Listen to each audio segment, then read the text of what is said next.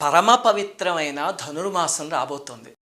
సామాన్యంగా ధనుర్మాసం అనగానే మనం అనుకునేది ఏమిటంటే, ఏముందండి పెళ్లి కాని ఆడపిల్లలు పెళ్లి కోసం ఏదో వ్రతం చేసుకుంటారు, అదే ధనుర్మాసం అని.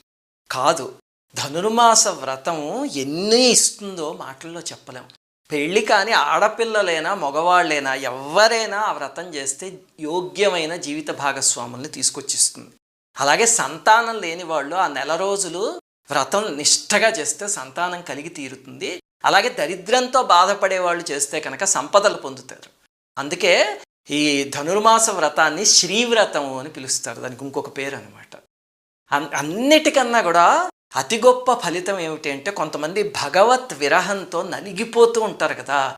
అంటే భగవంతుని ఎలాగైనా పొందాలి, పరమాత్మని ఎలాగైనా పొందాలి అని స్పిరిచువల్ ఇంక్లినేషన్ ఉన్నవాళ్ళు, వాళ్ళని ఆధ్యాత్మికంగా చాలా పై స్థాయికి తీసుకువెళ్ళిపోతుంది.